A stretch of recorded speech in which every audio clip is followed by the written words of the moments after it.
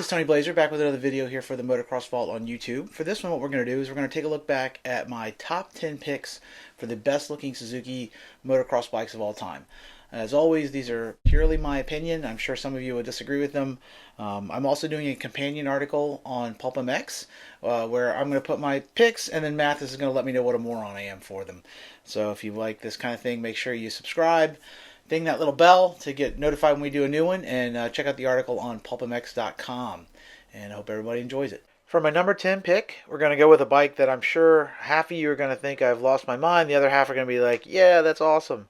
It's the 1992 Suzuki RM250. And I have to admit, I have gone back and forth on this motorcycle greatly over the last 30 or so years. When it first came out, I absolutely hated the looks of the 92. I loved the previous couple of year RMs. 91, I really couldn't stand. That was the first year where things seemed to go really weird. And then in 92, Suzuki really went off the reservation here with some crazy graphics that were like pink tiger stripes, and I don't even know what the heck they were doing with the rear seat here. About 5 years ago, I went so far as to put the RM250 and its 125 sibling as the ugliest motocross bike of all time. And I think that's the interesting dichotomy about the RM. It's at once both beautiful and hideous. The basic bodywork is great. All the 89 through 92 RMs are actually, as you'll see later, one of my favorite looking motorcycles of all time. I think this general bodywork is really timeless and looks great even now. But this insane graphics, man, it was a hard thing to get used to. And again, at the time, I thought it was just ridiculous. I do like this way better than 91. The 91 is kind of a half-hearted measure, kind of halfway to this craziness, but not crazy enough to be cool. And either this thing has worn down on me over time, and I have grown to kind of love it in a strange way. Maybe it's Stockholm syndrome. I'm not sure. When I think back, though, if you look at the gear I was wearing, I look at the jersey I was wearing in the intro here. I was wearing gear that had the same color combos here at the time. I had in '92, I had some orange Axo stuff that was basically looked like a pink tangerine. So I'm not sure why this motorcycle offended me in some way, but it did. But over time, I have grown to actually kind of love it. Like I said, this is one of these love or hated things. I think it's just so kind of symbolic of the '90s and this kind of a crazy colors and the purple and just all the stuff going on at the time.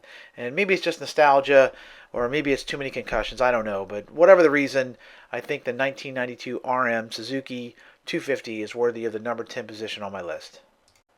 For the number 9 motorcycle on my list here, we're going to go with one that's only a little bit less controversial, probably, the 1996 Suzuki RM125. This is a motorcycle that I actually had in '96. I ended up buying one brand new.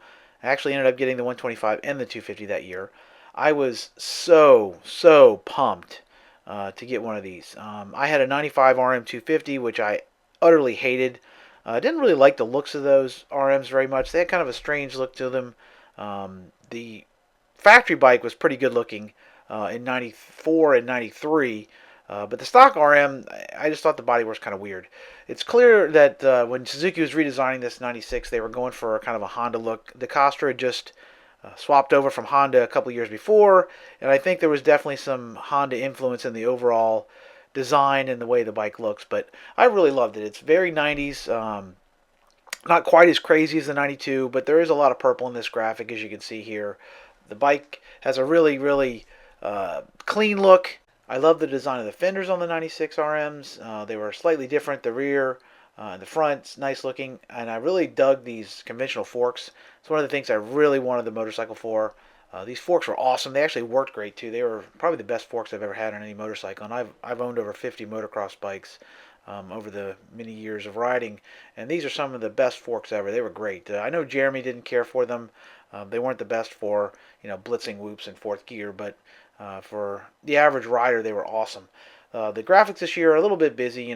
By modern standards, they would probably be a little crazy, but in '90s, I thought these were actually pretty understated. I love the looks. I ended up going with a kind of a factory look. I replaced my purple shrouds with the yellow ones that like Laraco and the factory guys ran. But even the stock bike is, in my opinion, just really good looking motorcycle.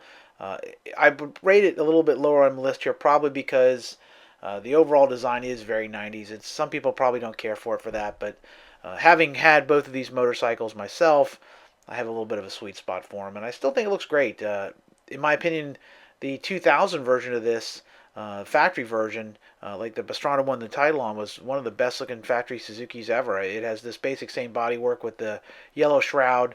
The later ones that have the barn door shrouds, I really can't stand the looks of that. Kind of ruined it when they put those ginormous snow shovels on them. But this early 96 through 98 version is a really clean motorcycle, and in my opinion, really cool. I know some people as well don't really care for that weird front number plate combo, but in 96 I thought it was trick, and I think it still looks good. I think it's pretty neat. Definitely unique, but only worthy of the number 9 position on my list. At the number 8 position, we have the first 4-stroke on our list, the 2008 Suzuki RM-Z450. In general, I prefer the looks of 2-strokes to 4-strokes. The big giant silencer on the back and just the overall shape of the motor to me is not as elegant as a 2-stroke, but this is a good-looking motorcycle by any measure. This was also a pretty significant motorcycle for the overall industry. This is the first 450 to use fuel injection in 2008. That was a pretty bold move. These early fuel-injected bikes actually turned out to be not better in a lot of ways than the old carbureted ones. The fuel injection tended to give the bike a responsive but short power band. It also added a good bit of weight with all the having to switch to heavier duty tanks and the fuel pump and all the other stuff. So there were some penalties definitely that had to be taken into account. But overall, styling wise, this was a great looking motorcycle. I preferred it over the first gen Suzuki RMZ. I didn't really care for the bodywork or the frame design on that as much in terms of looks. This was a pretty much a home run. Considering Suzuki would use this same basic bodywork for 10 years, it's probably lucky they got it right this first time in this redesign, because this bodywork, it still looks good today in my opinion. The front fender design is very cool. The shroud design really clean. I actually had the '07 RMZ4 250. I'm sorry, the 250, and this design was way cleaner. I thought I like the shroud design much better than the '07's was, and I love the switch back to blue. Suzuki yellow and blue is a classic color combo, in my opinion, their best color combo, and switching back to this was a good move. The later RMZs would kind of dial up the black and add a little more red here and there. They did roulette with the color schemes every year because they didn't update the bodywork for a decade. But for my money, this '08 version is the best looking of all of them. It still looks great now, and the factory bike that year was just phenomenal looking as well. Maybe my top pick for any of the factory Suzukis. Just a really good looking motorcycle overall, and definitely worthy of the number 8 position on my list. At the number 7 position on my list of the top 10 best looking Suzuki motocross models, we have the 1977 Suzuki RM370. In 1976, Suzuki released the RM370 as a replacement for the infamous TM400 Cyclone, a motorcycle which was well known for its light switch power and treacherous handling. The RM was light years better than any of the TMs.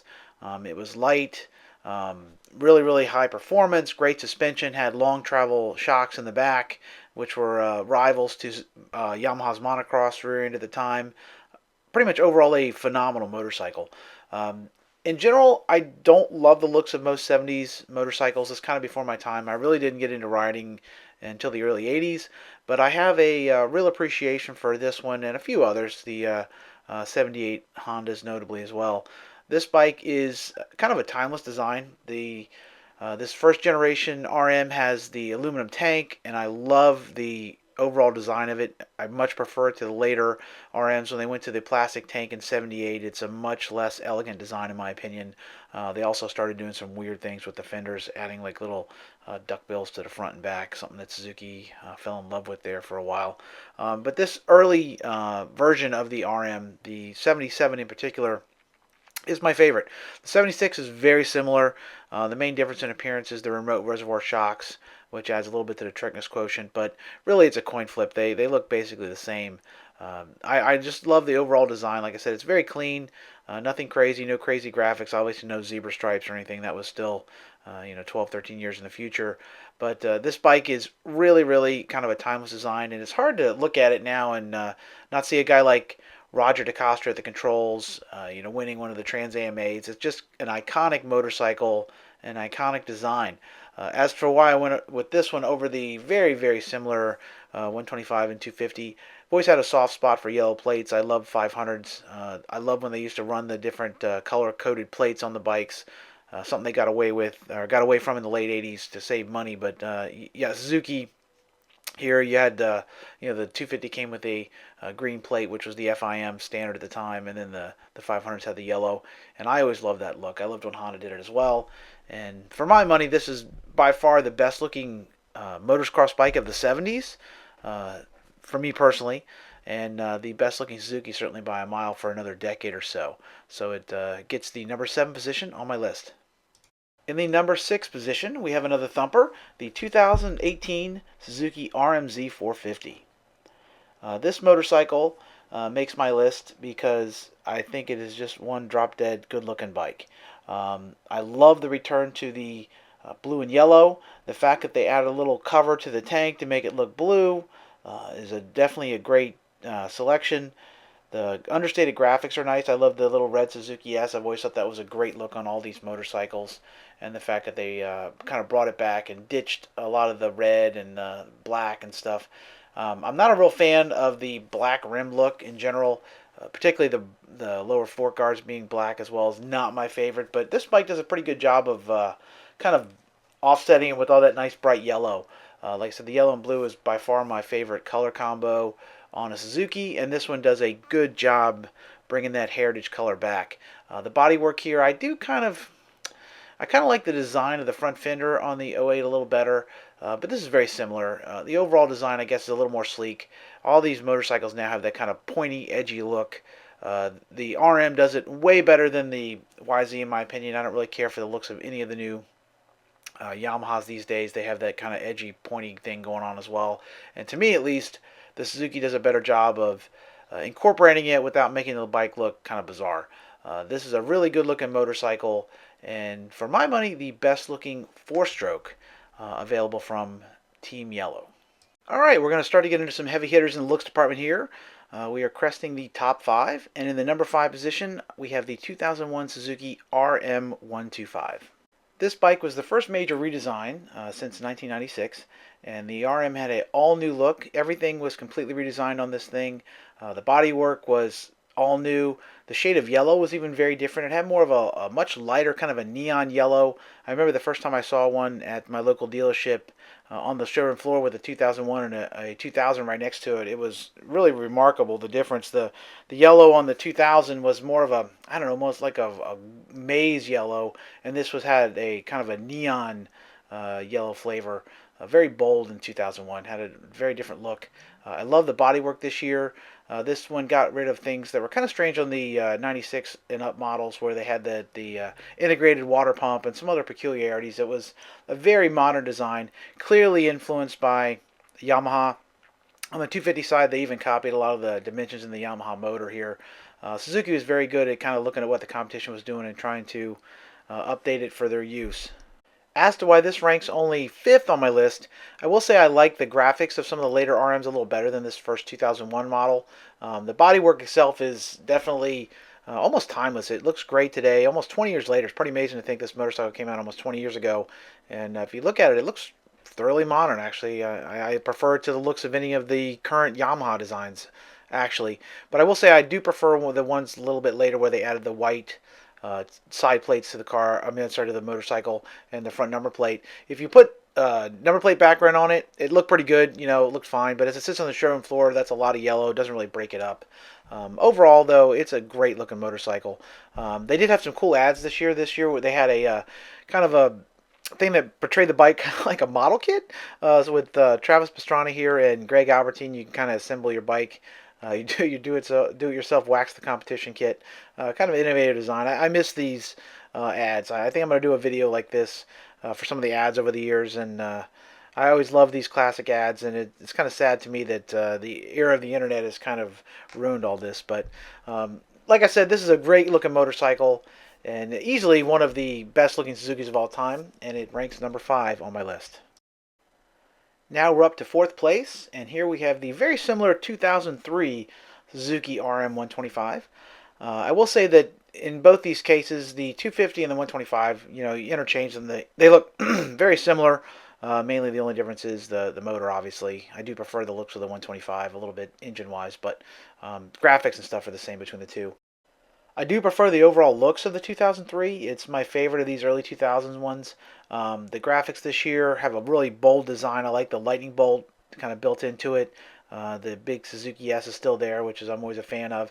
And there's a cool kind of a chrome effect built into the graphics this year. I like the white fading into chrome on the shroud. It's just a really good looking motorcycle in general. I also prefer the white side plates and the white front number plate. I think it kind of breaks up all that yellow a little bit and gives it a really good, clean look. About the only thing I would say is a knock on these is the lack of blue. The black seat looks good. It looks fine. It's a good looking motorcycle, like I said, but I do miss the yellow and blue look. They did add that in, I think it was 2006, but the color combo is a little bit different, and I think overall this is a better looking design. All right, we're here at number 3 with another motorcycle I owned, the 2006 Suzuki Ricky Carmichael Championship Edition RM250. This bike is clearly a replica of RC's 2005 RM, the last two-stroke to win a AMA Supercross title, so we all should tip our glass to that. This was a really awesome looking motorcycle, and I will say it's almost a little bit of a cheat to put it on here because it's essentially like a replica of a works bike, but it's just the same as any other stock RM except for the graphics. I saw this thing in the showroom and I had to have it. I love the gold rims, always a sucker. Anytime a motorcycle has gold rims, particularly on these RMs and the 80s Hondas, they just look phenomenal. Definitely thumbs down on black rims, thumbs up on gold rims. The basic bike, like I said, was just a stock RM, but it had the factory Makita replica graphics. I know some people frown on running graphics where you're not sponsored, but I was never sponsored by anybody, so I always thought running replica graphics were cool, and this thing looks great. I wasn't even an RC fan, to be honest. The only thing that made me a fan of his was seeing Suzuki kind of come back in 2005 after having such a beatdown for so many years. I was happy to see him win, but I was always more of a Chad Reed guy. But I thought this arm was badass. Once I actually ended up buying it, the stock bike was a handful. It had just a ridiculous amount of power, very powerful, a lot more potent than my '05 Yamaha. And the main thing was the handling was very busy. It was kind of a handful. I didn't really like the motorcycle in terms of the way it performed. It was just kind of hairball. But the bike itself was always an awesome looking motorcycle. I do like the looks of this over the others. Just has the kind of works cachet to it. I love these graphics. I like all the Makita bikes. This '05 and the '08 are probably my two favorites, but I think all the Makita Suzuki era RMs and RMZs were pretty good looking motorcycles. Like I said, I had this bike. I did enjoy it for a little short amount of time, but I ended up trading it in and getting a new KTM in 2008. We're up to the top 2, and in the runner-up position we have the 1989 Suzuki RM250. In 1989, this was a dramatic redesign for the RMs. The 88s, actually really of them from like 81 on, were, for my eyes at least, kind of some weird looking motorcycles, some more quirky than others. But in general, Suzukis in the early 80s and mid 80s were just kind of goofy looking. The plastic didn't really look like it was meant to go together. The front fender had kind of a strange duck build to it. The rear fender was very old school looking. The shrouds didn't really match the tank. It just looked like the thing was made by a couple of different committees that didn't really talk to each other. But in 1989, all that changed. Both the 125 and 250 were all new for '89 and featured a complete redesign of basically everything from stem to stern. The frame, the motors, bodywork was all new. About the only thing it kept was the lovely yellow and blue color scheme. The bodywork was much more integrated. Like I said, if you look at an '88 versus an '89, it just quantum leap improved in terms of integration and the overall style. The bike actually looks kind of like a yellow Honda. As I said earlier, Suzuki kind of, they took a little inspiration from some of their competitors, which is nothing wrong with that. They always say, imitation is the sincerest form of flattery. But the RM definitely was improved for '89 in terms of the looks. The bike itself, performance-wise, actually was worse than '88. The '88 RM was a really great motorcycle. The '89 had a new case-rated motor, and it didn't perform very well. It was kind of narrow power band, and in most every way other than appearance, it was actually a step back. But in terms of appearance, it was a great-looking bike. Johnny O'Mara had a great year on it. He ended up almost winning Anaheim on it before the darn thing snapped. Typical Suzuki, I'm afraid. But the bike looked great. In spite of its not being the best performing machine, it was a phenomenal looking motorcycle and worthy of the number 2 spot on my list. All right, here at number 1 with a bullet, we have the 1990 Suzuki RM250. If you follow my writing on PulpMX, you probably already know that I have a super soft spot in my heart for the 1990 models, pretty much across the line. I love the Honda that year. I've had 2 of them. Never owned this RM, but I always thought it was one of the best looking motorcycles ever built. And the Kawasaki, of course, that year is iconic. I actually bucked that tradition when I did my Honda top 10 list when I added the 89 CR over the 90. But here with the Suzuki, I just can't. I can't do it again. I have to pick this 1990 as my all-time favorite. As you can see, the basic bodywork is exactly the same as 1989. The 90 really only differs with the graphics on the shroud. And I really, really like this design. I think it's probably my favorite RM graphic of all time. It's kind of simple but still bold at the same time. It's larger and more dramatic than 89. I still love this beautiful yellow and blue color scheme. Even like we're on the works bikes, as you can see here with Larry Ward and Guy Cooper, they kept the same basic look of the 1990 model. It didn't look any different. I do like that about the old days before they went crazy with Monster Energy drinks and stuff. You'd see the factory bikes look very similar. And in 89 and 90, the RMs basically look the same as what you could buy off the showroom floor, with the exception of a few basic mods. This bike, like the 89, was not not the best 250 you could buy that year. All these case reed Suzukis were kind of difficult to ride. They had a kind of hard hitting but short, punchy power band. But that didn't change the way they look, and they just look phenomenal. Like the 89, the 1990 uses that lovely yellow and blue color scheme. Both these bikes have a really nice color combo. Like I said, I love that yellow and blue, and I also love the yellow stenciling of the Suzuki on the seat. This is something that the 88s and I think 87 and 86 even had as well, but I think the silver motor looks better than the blue motors on those. The blue was maybe a little too much painting the engine blue, and 89 and 90 do avoid that. Another thing I will say is the little bit of border they put around the side panels here on the 89 and 90 break up the yellow. Because like the 2001 RM, all the plastic is yellow in this, but that little bit of a border decal somehow delineates it in a way that makes it a little more palatable to me. Overall, like I said, this is by far my favorite RM design. I love the looks of it. I love the color. I love the decals. I love everything about it except the performance. A buddy of mine had one of these, and like I said, it wasn't the best. It was kind of a strange handling motorcycle. Very, very tight steering.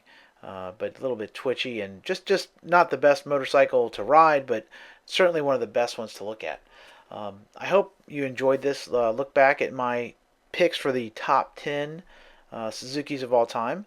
I'm sure some of these here are ones that you might disagree with me with, and I would love to know your thoughts on what you would pick for your top 10. Feel free to put them in the comments below and let me know. I hope to do one of these for Yamaha and Kawasaki and KTM as well. As long as everybody digs it and continues to enjoy what we do, we'll keep doing these. So I certainly hope, again, you enjoyed this. And if you do, don't forget to subscribe and ring that little bell and drop me a line. My handle on Twitter and Instagram is at Tony Blazer. That's TonyBlazier. And feel free to contact me there if you have any thoughts or requests for another video. I'm happy to see if I can accommodate you if I have the information to do it. Until we meet again, this is Tony Blazer for the Motocross Vault, wishing you a happy day and a safe ride. Blaze out.